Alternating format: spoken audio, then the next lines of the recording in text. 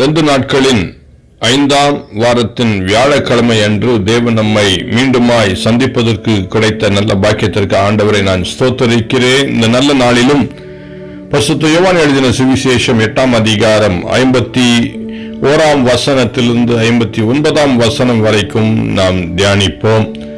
அதிலே விசேஷமாக 52ஆம் வசனத்திலே யூதர்கள் அவரை நோக்கி, நீ பிசாசு பிடித்தவன் என்று இப்பொழுது அறிந்திருக்கிறோம் என்று சொன்னார்கள் என்று சொல்லி நாம் பார்க்கின்றோம்.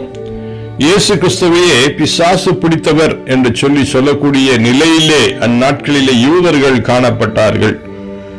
யூதர்கள் தான் படித்தவர்கள், ஞானவான்கள் என்று இன்றைக்கும் உலக அளவிலே பேசப்படுகின்ற காலகட்டத்திலே அந்த படித்தவர்கள் இயேசுவை பார்த்து பிசாசு என்று சொல்லுகின்றார்கள். காரணம் என்னவென்றால், அவர் ஒரே ஒரு வார்த்தை மட்டும்தான் சொன்னார். ஒருவன் என் வார்த்தையை கை கொண்டால் அவன் என்றென்றைக்கும் மரணத்தை காண்பதில்லை என்று அவர் சொன்ன இந்த வார்த்தைக்காக 51ஆம் வசனத்தை இது காண்கின்றோம். அவருடைய வார்த்தையை கை கொண்டால் மரணம் இல்லை என்று சொல்லி அவர் சொன்னார்.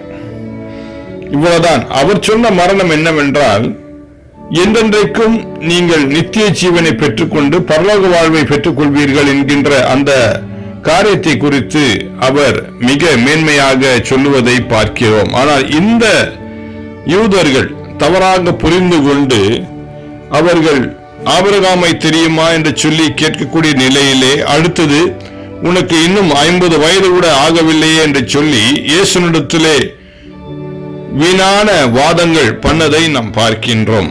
மட்டுமல்ல, 59ஆம் வசனத்திலே நாம் பார்க்கும் பொழுது, இயேசுவின் மேல் கல் எறியும்படிக்கு கல்லுகளை எடுத்துக் கொண்டார்கள்.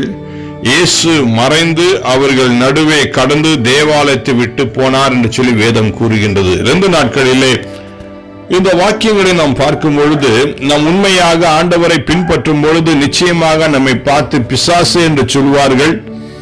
கற்களை எடுத்து நம்மை அடிக்க முற்படுவார்கள். இப்படிப்பட்ட காலகட்டத்தில் நாம் மறைந்து கொள்வது, அவர்களை விட்டு விலகுவது நமக்கு ஞானமாய் தோன்றக்கூடிய காரியமாக இருக்கும். ஆகவே ஆண்டவரோடு கூட உறவு கொள்கின்ற நாம் இந்த ஞானமுள்ள காரியங்களை செயல்படுத்த தேவன் தாமே கிருபை பாராட்டுவாராக. ஞானிகளை வெட்கப்படுத்தும்படிக்கு தேவன் பைத்தியக்காரர்களை தெரிந்து கொண்டார் என்கின்ற இந்த வாக்கியங்கள் நம் வாழ்விலும் நிறைவேற தேவன் தாமே கிருபை பாராட்டி நம்மை ஆசீர்வதிப்பாராக. ஆமென்.